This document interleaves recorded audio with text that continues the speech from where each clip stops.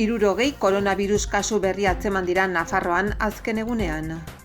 Nafarroko gobernuak hainbat jarduera eta zerbitzu ekonomiko eta sozial malgutzeko ibilbide orri bat onartu du maiatzan eta ekainean aplikatuko dena. Txibite lehendakariak Europar Batasuna aukera eta oparotasun eremu bezala erreibindikatzen du.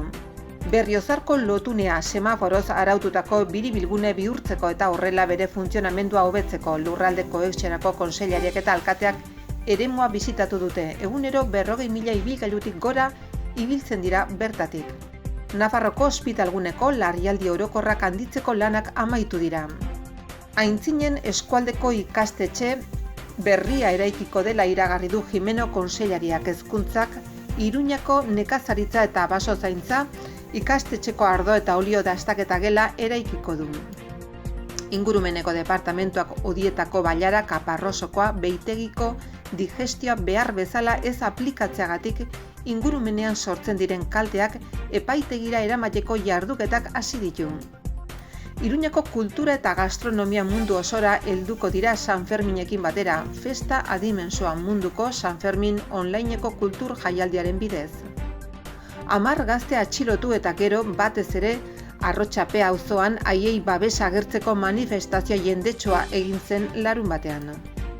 Iruñeko udalak eta Nafarroko bersozaleen elkarteak Iruñeko berso paperak lehiaketaren 2. ediziorako deia egin duten.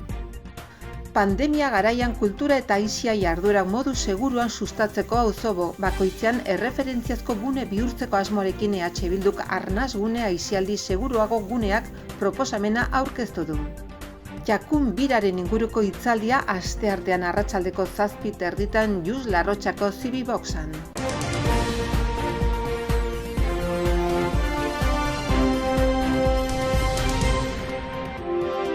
Mila 316 PCR eta antigenoen frogak egin ziren igandean Foru Erkidegoan eta hauetarik 4,6 positibo eman dute. Denetara 60 kutsatze berri erregistratu dira igandean Nafarroan. Une honetan 142 lagun ingresatuta daude, hauetariko 16 beren etxean daude ospitalizazio modalitatean. 89 ospitalean bertan daude eta 16 lagun egoera larrian daude zainketa bereziko unitatean. Azken egunean eman diren positibo gehienak Iruñ herrian erregistratu dira, denetara 21 kutsadura berri atzeman dira bertan. Alsasun eta bigarren zabalgunean bakoitzan 5 kasurekin, Txantrean 4, Iturraman 3.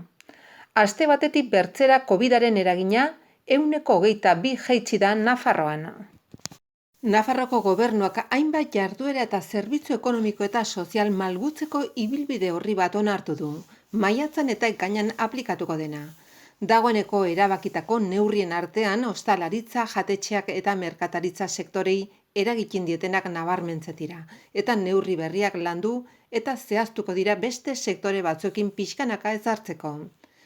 Nafarroko gobernuak pixkanakako malgutasun prozesu zur baten alde egiten du, koherentea eta pandemiaren eta txertaketa prozesuaren bilakaerarekin lotua.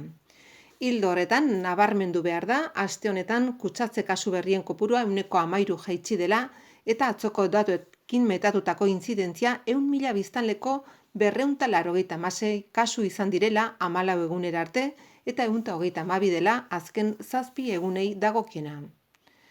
Era berean, azken 7 lanaldietako batez besteko positibotasun tasa 5,83 jaitsi da eta ospitaleko presio murrizten ari da. Atzo 165 persona zeuden ospitalaratuta, horietatik 125 solairuan eta 26 zainketa intensiboko unitatean. Bestalde txertaketa prozesuak erritmo honean jarraitzen du eta 8.139 dosi inokulatu ziren atzo. 282.287 dosira iritsi arte, hau da jasotako txertoen 92,82 iritsi arte. Txertoak 305.645 igo dira, 4.300 partida iritsi ondoren. Hala, 86.526 personak jaso dute jarraibide osoa, hau da txertoa hartezaketen biztanleen 115,75. Zehazki maiatzaren 9 aintzinera eta jakina denez, etxe bizitza eta espazio pribatu eta publikoetan 2 bizikidetza unitatek bilera egin ahal izango dute gehienez 6 pertsonarekin. Ostalaritzan terrazak erabiltzeko ordutegia 10 arte luzatuko da, foru komunitateko itxiera perimetrala irekiko da. Maiatzaren 17tik aurrera, ostalaritzako barnealdeak pixkanaka eta modu ordenatuan irekitzeko lehen fasea hasiko da 2 bidetan. Alde batetik barrualdeak mailan erabili ahal izango dira 12 arte. Bestalde, erantzunkizunpeko adierazpen bat eta fitxa tekniko bat bete ondoren, bazkari eta afari zerbitzua eskainiko da 10 arte. Gainera, baldintzen artean maikiden trazabilitate sistema bat jarriko da bazkaldu edo afaldu eta hurrengo egunetan haien artean, kasu positiboaren bat gertatzen bada haiekin azkar harremanetan jartzeko aukera emango duena. Eta gainerako maikidei abisu emateko sistema automatikoa erabiltzea gomendatuko da bai eta aireztapena kontrolatzeko baldintzak ere. Ostalaritzako espazioen okupazioari dagokionez, sektorearen iradokizunak kontuan hartuta ez da edukiera mugarik egongo.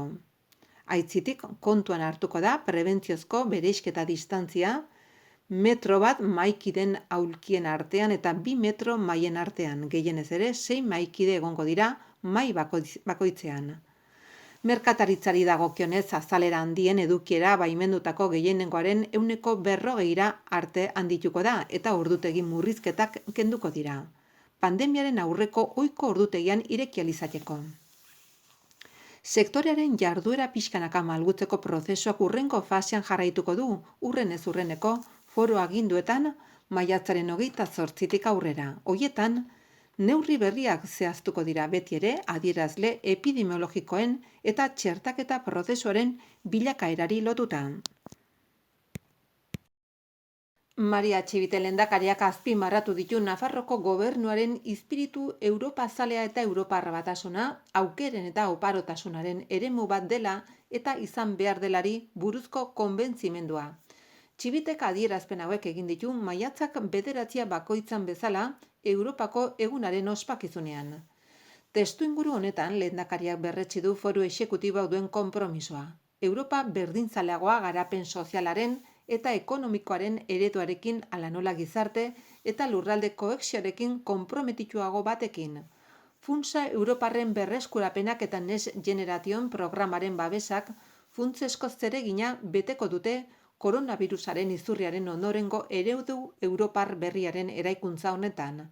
Baliagarriak izanik, adorez aurre egiteko Europar batasunaren orainaldiari eta etorkizunari. Txibite lehendakariak ziurtatu duenez. Zentzu honetan Txibitek azpimarratu du Europak izurriari emandako erantzunak proiektu Europarra ala nola herritarrek harengan duen konfiantza sendotzen dituela eta ontzat eman du administrazio ezberdinek berreskurapenari begirako gobernantza inklusibo ezinbesteko tresna modura sustatzaren aldeginiko apustua. Europako eguna dela eta Nafarroko jauregiak bere fatxada Europar batasunako simboloa diren urre koloreko 12 izarrak dakartzan zapi urdina esekiko du. Nafarroko jauregiko artxiboren eraikina argi urdinez hornituz. Gainera, data honekin koinzidituz, inauguratzen da Europa Direkteko lehiatilan Nafarroan gai Europarren inguruko herritarren arretarako zerbitzu bat, zein 2025aren amaiera arte Europar batasuna, bere politikak eta bere balioak herritarrengana hurbiltzeko asmoarekin sortu den. Lehiatila bakar hau Europako proiektuen bulegoan kokatuta dago. Lurralde kohexiorako departamentuak herri lanen eta azpigituren zuzendaritza nagusiaren bitartez 1.029.000 euro inbertitu ditu aurten Berriozarko lotuneko trafikoa hobetzeko. Horretarako semaforoek araututako biribilgune bihurtuko du. Artiberriko biribilgunean ere semaforoak jarriko dira, Berriozarkoekin koordinatuta eremuko mugimenduak berrantolatzeko. Lurralde kohexiorako kontseilariak eta alkateak eremua bizitatu dute egunero 40.000 ibilgailutik gora ibiltzen dira bertatik. Joan den astean amaitu ziren Nafarroko ospitalguneko larrialdi orokorren eremuan pasaden urtearen erdialdetik egin diren handitzelanak eta hoien ondorioz 10 box eta 3 kontsulta mediko gehiago egin dira, eta 8 bulego berri, 2 bilera gela eta beste lan eremu batzuk sortu dira. Gainera, administrazio arloa aldatu da eta aste honetatik aintzinera funtzionatzeko lehendik zeuden hainbat eremu birmoldatu eta egokitu dira. Carlos Jimeno Nafarroko Gobernuko Hezkuntza Kontseilariak iragarri duenez, departamentuak Antzinen eskualdeko ikastetxe berria eraikitzeko erabaki hartu du. Era berean, Iruñeko nekazaritza eta baso zaintza lanbide heziketako ikastetxe bateratuen elikagaien praktiketarako gunea sortuko da ardo eta olio katak egiteko. Jimeno Kontseilariak eta Hezkuntza Azpiegituretako zuzendaria den Eneko Ardaizek Hezkuntza Departamentuak 2020ko azaroan aurkeztutako azpiegituren plan zuzentzailea eguneratzearen gaineko xehetasunen berri eman dute. Gainera, une hartan aurreikusi gabeko obra berriak egingo dira. Lan horiek egiten laizter hasiko dira eta 3 milioi euroko aurrekontua dute. Horietako 2 lanbide heziketako ikastetxetan jarduera berriak egiteko izango dira. Antzinen egingo den ikastetxe berriari dagokionean Jimenok honela azpimarratu du. Era honetan haur eta lehen hezkuntzan eskola eskaria inguruan gorantz doanez, erantzuna eman ahal izango da herrian egun dagoen eskualde mailako lokiz ikastetxe edukiera gaindituko baita. Horrela, ikastetxe berria eraikiko da eta 5 unitate eta jangela bat izango ditu. Ikastetxe berriaren aurrekontua 1.555.368 eurokoa da eta A, G, G eta D hizkuntza ereduak eskainiko dira bertan. Halaber, matrikulan aurreikusitako bilakaerari erreparatuta azpiegiturak egokitzia beharrezkoa denez hezkuntzak Julio Caro Baroja 2. ikastetxeeko 4 gela handituko ditu 500.000 euroko aurrekontua ekonomikoarekin. Azpiegituren plan zuzentzaileko beste lehentasun bada hezkuntza espazioak hobetzea eta optimizatzea. Ildo horretan, departamentuak estalki bat eraikiko du Tuterako Monreal Dorrea hezkuntza bereziko ikastetxe publikoaren patioan eta horren aurrekontua 125.884 eurokoa izango da. Ingurumeneko departamentuak Odietako Bailara Kaparrosoko behitegiko digestioa behar bezala ez aplikatzeak ingurumenean dituen eraginak epaitegira eramateko jarduketak hasi ditu. Gogoratu behar da digestato bere kontaminazio ahalmena murrizten duten purinaren eta beste hondakin batzuen biometanizazioaren emaitza dela eta gainera elektrizitate berdea sortzeko aprobetxatzen den metanoa ekoizteko balio duela. Hala erabaki dute departamentuko arduradunek ingurumenak antolatutako atestatuen bilera batean zeinetan parte hartu duten Pablo Muñoz, zuzendari orokorrak, personal teknikoak eta zaintza departamentukoak, Foru Poliziaren ingurumen babeserako brigadako kidek hala nola Nafarroko ingurumeneko eta hirigintzako fiskal ordezkariak.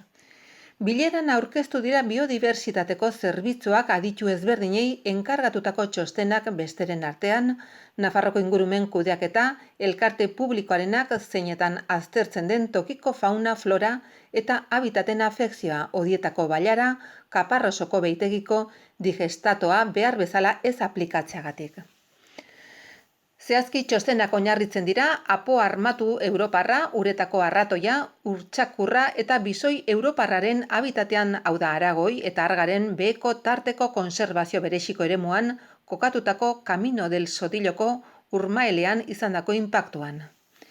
Bilera amaitzean abian jarri dira txosten horietatik ondorioztatu aldiren ingurumen afekzioak epaitegira eramateko jarduketak. Erantzunkizunak hobetzeko ikerketekin batera azpimarragarria da ingurumenak dagoeneko bere unean enpresari eskatu ziola baimendu gabeko baliabidekin eginiko digestatoaren banaketari berehala uzteko. Hain zuzen, ingurumeneko zuzendaritza orokorrak errekerimendu bat igorri zion enpresari pasaden otsailean. Foru Poliziaren txosten bat jaso ondoren ziurtatzen zuena digestatoa aplikatzeko ureztaketa instalazio finkoen erabilera eta urez betetako partzela ezberdinen hala nola laborantza lursailetatik kanpoko digestato isurketen presentzia. Eta egoera hau ohartarazita zegoen ingurumen zaintzaren ikuskaritza bisita batean. Festa adimensoa leloa duen munduko San Fermin onlineko kultur jaialdiak Iruñeko kultura eta gastronomia sustatuko ditu mundu osoan zehar San Ferminen eskutik. Gehien bat online izanen den programa baten bitartez, non tokia izanen baitute nazioarteko xake txapelketa aparta batek eta aire zabaleko hainbat jarduerak beti ere une bakoitzean indarrean dauden osasun murrizketak kontuan hartuta. Kultura eta berdintasuneko zinegotzi ordezkaria Maria García Barberenak aurkeztu ditu Magnus Carlsen munduko xake txapelduna hirira ekarriko duen ekimen horren xehetasun guztiak. Mikel Urmeneta, Sanfer Fooden fundatzailea eta arte zuzendariarekin Pepe Cuenca xakeko maisu handi eta Txes 24ren aurkezle izarrarekin eta Iñaki Andradas, Sanfer Fooden fundatzaile eta sukaldariarekin batera. Txes 24 plataformaren datuekin bat, 2 hilabete horietan 35 milioi bizitaratze pilatuko dira, guztira 13 milioi ordu, eta hien referentzi puntua San Fermin eta Iruña izanen dira. Aurreikuspenen arabera 17 milioi personarengan helduko da, eta hoiei harpidetu eta erregistratu gabeko beste 11 milioi gehitzen ahalko zaizkien. Jaialdiak udalak antolatutako kultura eta aisialdi segurugo Biba Iruña bizirik programa zabalaren barruan dago eta 400 jarduera baino gehiago izanen ditu. San Ferminak 2. urtez jarraian bertan bera uzteak eta osasun egoerak behartu dute Iruñako udala kultur programa berri bat martxan jartzera, hiriko kalei bizitza ematea aldera. Udan osoan zehar eginen da atari zabaleko jarduerak bultzatuz. 100 lagun atera dira larunbatean kalera apirilaren 27an Iruñerrian atxilotutako gaztei elkartasuna adierazteko. Arrotxapean eta Burlatan 10 gazte atxilotu eta 2 astera manifestazio jendetxoa egin zen larunbatean Arrotxapeako kaletan zehar, helburua atxilotuei elkartasuna adieraztea. Polizia operazioa amaitu bada ere prozesu judizialak aintzinera jarraitzen duela salatu zuten akusazio oso grabeekin. 100 gazte eta bizilagun atera dira kalera atxiloturiko auzokidei babesa adieraziz eta operazioa salatzeko beraz, eta martxaren amaieran salatu dutenez, epaitzen ari direla jarduera politikoa baino ez dela. Polizia operazioa gazarpen eta errepresioaren lehendabiziko urratsa izan zela gogoratu zuten, eta orain prozesu judiziala iritsiko dela. Delitu larriak leporatuta alde kriminala osatzea egozten baitie Espainiako poliziak atxilotutakoei. Arrotxape auzoko bizilagunek kritikatu dute kuadrile bat talde kriminal bihurtu nahi izatea argi eta garbi esan zieten mutilei hemendik aintzinera ez direla bakarrik izango. Polizia ugari izan zen larunbat arratsaldean Arrotxapean eta horri ere erreparatu zioten manifestariek. Iruñako udalak eta Nafarroko bersozalen elkarteak Iruñako berso paperak lehiaketaren 2. ediziorako deia egin dute eta lanak aurkezteko epea irailaren 30ean bukatuko da. Nafarroko egilek zein nafarrez diren, baina foru komunitatean bizi den persona orok parte hartu ahalko dute. Literatur lehiaketa honen xedea da, bersolaritza eta berso paperen modalitatea, hau da bersolaritzaren arauekin bat idatzietako bersoak bultzatu eta sustatzea. Aurkeztutako lanek gai eta neurri librea izanen dute, euskaraz idatziak izan behar dute, jatorrizkoak eta argitaratu gabeak. Bersoen doinua zehaztu beharko da. Lehenengo edizioan bezala, oinarriek 3 kategoria ezartzen dituzte parte hartzaileen adinaren arabera. A kategoria 2008an edo geroago jaiotakoei zuzentzen zaie eta gutxienez 2 berso eta gehienez 4 aurkeztu beharko dituzte. B kategoria 2004tik 2007 bitarte jaiotakoei zuzentzen zaie. Lanek gutxienez 4 bersokoak izan beharko dute eta gehienez 8koak. Azkenik Z kategoria 2003an edo lehenago jaiotakoei zuzentzen zaie lanek gutxienez 12 bersokoak izan behar dute eta gehienez 16koak. Eta horrez gain nolabaiteko batasuna osatu beharko dute. Lehiaketan parte hartu nahi dutenek beren lanak eta datuak ubebikoitza irunakulturada.eus edo ubebikoitza pamplonaeskultura.es webgunetan aurkeztu beharko dituzte. Horretarako prestatutako formulario bat betez. Halaber lanak aurkezteko beste edozein bide erabili ahal izanen da. Administrazio publikoen administrazio prozedura erkideari buruzko legean aurrikusten direnen artean. Kasu horretan gutun azal itxi batean aurkeztuko dira eta haren barruan lanaren kopia bat. Gutun azalaren kanpoko aldean honako testu hau idatzi behar da, literatur lehiaketa, Berso paperak lehiaketa. Kategoria eta lanaren izenburua, gutun azalaren barnean beste gutun azal bat sartuko da, itxita, horren kanpo aldean lanaren izenburua idatziko da eta barne aldean orri bat sartuko da, egilaren datu personalak adierazita.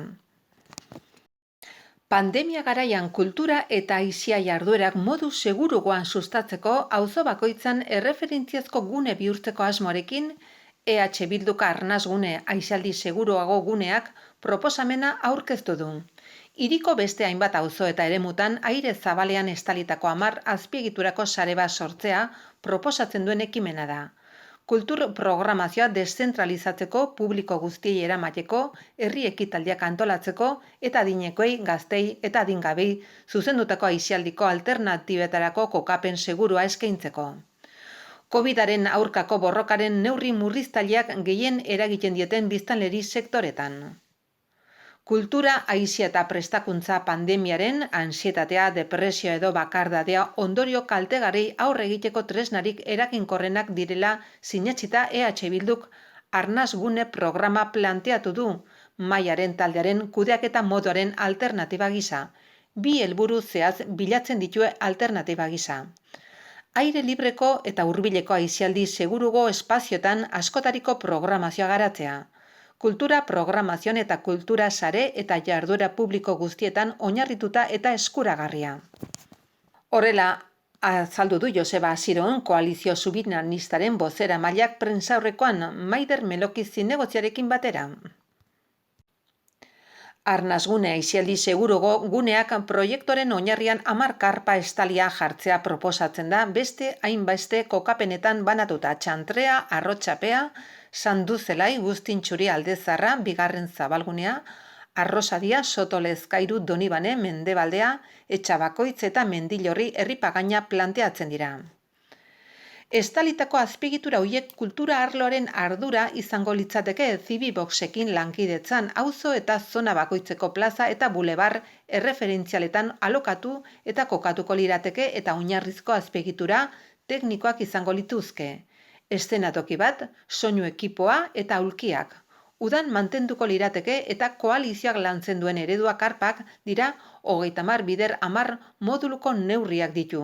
300 metro karratukoak hori bai, Belokik argitu duenez aukeratzen diren kokapenean eta lehenesten diren erabileren arabera egokitu daitezke. Arnasgune aisialdirako gune seguruak Coviden murrizketen aintzinean udalak auzoetan kultura eta aisialdi alternatiba bat sortzea beharrezkoa dela uste da, eta Belokik azaldu duenez funtsezko 5 premisatan oinarritzen da lehenik eta behin hurbileko espazioak diversifikatzea pertsonen mugikortasuna murrizteko eta programazio osoa zentroan ez konzentratzeko. Bigarrenik, pandemia gehien pairatzen ari diren publikoetara egokitutako programazio eskaini nahi dute. Adinekoak, gazteak, nerabeak, haurrak eta mugikortasun gutxiko pertsonak. Hirugarrenik udalaren programazio propioa eskaintzea proposatzen da, auzo bakoitzeko elkarten partaidetza eta lankidetza kombinatuz. Peinak, kultur elkarteak, erraldoien konparsak, jaietako koordinatzaileak eta bar, eta espazio hori eskaintzea beren jarduerak garatzeko. Txalaparta eta bizikleta 2 gurpil eta 4 makilen gaineko bidaia herriz herri, gure herrialdean barna eta egunerokotasunari musika ipiniz. Bidean zehar lagunak, kontzertuak, aldapak eta abentura ugari.